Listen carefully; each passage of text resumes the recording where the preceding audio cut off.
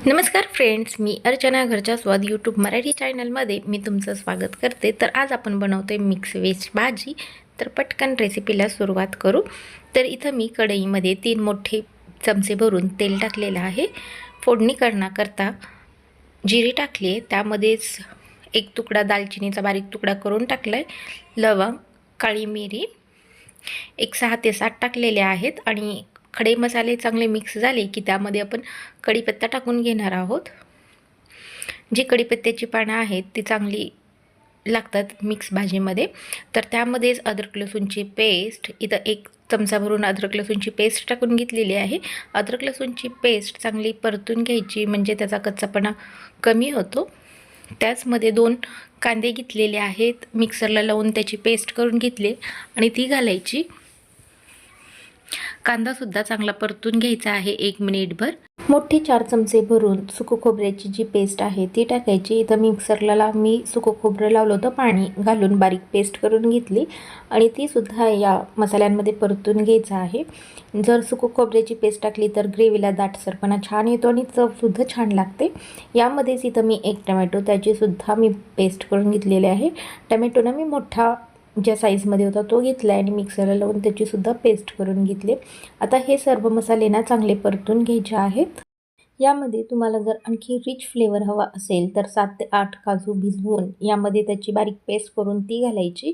तर इथं मी फ्रेश कोथिंबीर टाकली, म्हणजे फ्रेश कोथिंबीर आपण फोडणीत घातली की त्याचा फ्रेशनेसपणा भाजीमध्ये छान उतरतो। त्याचबरोबर 1 चमचाभर पुदिना बारीक कट करून घातला आहे। त्याचबरोबर इथं मी 1 मोठा चमचा भरून धनी पावडर टाकली, त्याचबरोबर 1 टीस्पून हळद टाकलेली आहे आणि त्याचबरोबर इथं तिखटाच्या प्रमाणानुसार तुम्ही इथं लाल मिरची पावडर टाकू शकता। तर मी 1.5 चमचा लाल मिरची पावडर टाकली। त्याचबरोबर इथं मी कमी तिखटाच्या 2 हिरव्या मिरच्या आहेत ते घातलेल्या आहेत। जर मिरची घातली तर त्याचीसुद्धा फ्लेवर या भाजीमध्ये छान लागतो आणि हा ना मसाला एकदम चांगला व्यवस्थित तेल सुटेपर्यंत परतून घ्यायचा आहे। आपल्याला यामध्ये भाज्या पटकन ॲड करायच्या नाहीत। हा मसाला जो आहे एकदम छान परतला की त्याची भाजीची जी टेस्ट आहे ना खूप छान लागते। मसाला करपू नये म्हणून मी इथं 3 ते 4 चमचेभर पाणी घातलं आहे, त्यामुळे आपला मसालासुद्धा खाली करपणार नाही किंवा चिटकणार नाही। त्याचबरोबर आपला जो मसाला आहे तो प्रॉपर तळला जाईल आणि 1 मिनिटभर याला झाकण ठेवून वाफ काढायची, म्हणजे मसाल्याला तेल चांगलं सुटतं आणि मसालासुद्धा चांगला शिजला जातो। तर इथं तुम्ही बघताय मसाल्यांना मस्त असं तेल सुटलेलं आहे, म्हणजे आपला जो मसाला आहे तो छानपैकी परतला गेलेला आहे। आता यामध्येच आपण ज्या भाज्या आहेत मिक्स भाज्या त्या घालून घ्यायच्या आहेत। तर इथं मी 2 वांगी बारीक चिरून घेतलेली आहेत, ती घातलेली आहेत। आता इथं ना तुम्ही भाज्या तुमच्या आवडीप्रमाणे घाला। तर इथं मी फ्लावर अर्धी वाटी घातलेला आहे, त्याचबरोबर वटाणे पाव वाटी, गाजर आहे इथं आणि बटाटा, इथं मी 2 बटाटे घेतलेले आहेत आणि गाजर हे सुद्धा भाज्या घालून घ्यायच्या आहेत। तर इथं ना तुम्ही फरसबी किंवा पनीर तुम्ही तुमच्या आवडीप्रमाणे इथं भाज्या ॲड करू शकताय। त्याचबरोबर इथं ना मी चवीप्रमाणे मीठ घातलेलं आहे। यामध्येच ना मी इथं 1 वाटी मोठी भरून हे सोयाबीन भिजवून घेतलेलं आहे आणि ते आपल्याला यातलं जे पूर्णपणे पाणी निथळून घ्यायचं आहे आणि ते घालायचं, म्हणजे आपली जी भाजी आहे एकदम खायला चविष्ट लागते। आणि हे सगळ्या भाज्यांना आपल्याला या मसाल्यांमध्ये व्यवस्थित परतून घ्यायचं आहे। पाणी अजिबात आत्ताच वापरायचं नाही, कारण आपल्याला हा मसाला व्यवस्थित या भाजीला मिक्स करून घ्यायचा आहे, म्हणजे तो अधिक चविष्ट भाजी लागते। तर हा मसाला ना मी 1-2 मिनिटभर कमी गॅसवर व्यवस्थित परतून घेतलेला आहे। तुम्ही ना तुमच्या आवडीनुसार यामध्ये भाज्या ॲड करू शकता। तर इथं ना मी पाणी न टाकता आता 1-2 मिनिटं कमी गॅसवर एक वाफ काढून घेणार आहे, म्हणजे मसाले या भाजीमध्ये चांगले लागतील। आपल्याला इथं हा मसाला ना मी कमी गॅसवर 2 ते 3 मिनिटं झाकून ठेवलेला आहे।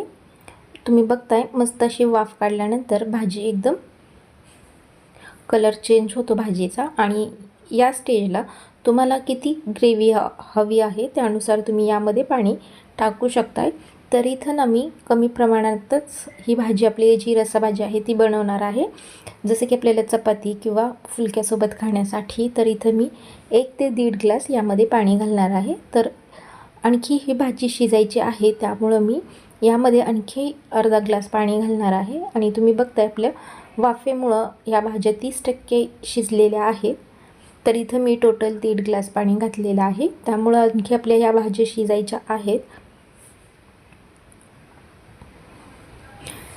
त्याचबरोबर आपल्याला मीठ चेक करायचं आहे. जर तुम्हाला कमी वाटलंच तर तुम्ही इथं ॲड करू शकता. ही भाजी ना एक 10 ते 12 मिनिटं कमी गॅसवरच शिजवून द्यायची आहे. आणि तुम्ही बघताय 10 ते 12 मिनिटं झालेली आहेत आणि आपली जी भाज्यातलं जे पाणी आहे ते थोडंसं आटलेलं आहे. आणि त्याचबरोबर तुम्ही बघताय आपल्या भाज्या ज्या आहेत एकदम प्रॉपर शिजलेल्या आहेत. एकदम पूर्णपणे आपल्याला या भाज्या शिजवून गाळ करायच्या नाहीत. तुम्ही याचा कलर किंवा रस्सा बघताय एकदम मस्त असा झालेला आहे. आणि तुम्हाला मी भाजी दाखवते की कितपत शिजले आहे. इतपत आपण ही भाजी मी शिजवून घेतलेली आहे. खाताना म्हणजे ती एकदम चांगली लागते. तर अशा पद्धतीनं या जेव्हा आपण गॅस बंद करतो गरमीच्या वाफेने सुद्धा ही भाजी शिजते. तर आता मी गॅस बंद करून घेते. मला इतपतच ही ग्रेव्ही हवी आहे. तर अशा पद्धतीनं मी ही भाजी करून घेतली आहे. त्याचबरोबर आता इथं मी वरनं फ्रेश कोथिंबीर घालते, म्हणजे आपली जी भाजी आहे ती एकदम खायला टेस्टी आणि दिसायलासुद्धा खूप सुरेख दिसते. तर तुम्हीसुद्धा अशा पद्धतीनं ही जी मिक्स भाजी आहे ती नक्की करून बघा. तर तुम्हाला माझी रेसिपी कशी वाटली ही कमेंट बॉक्समध्ये नक्की सांगा. तसेच माझ्या घरच्या स्वाद चॅनलला लाईक, शेअर आणि सबस्क्राईब करायला विसरू नका. ही मिक्स भाजी वरून गार्निशिंग कोथिंबीर, लिंबाचा रस टाकून तुम्ही चपाती किंवा फुलकीसोबत खायला अप्रतिम अशी चवीची लागते. तुम्हीसुद्धा नक्की ट्राय करा आणि तुमच्या घरच्यांच्या टिफिनमध्ये नक्की द्या. तर तुम्हाला ही रेसिपी कशी वाटली ही कमेंट बॉक्समध्ये नक्की सांगा. व्हिडिओ बघितल्याबद्दल धन्यवाद.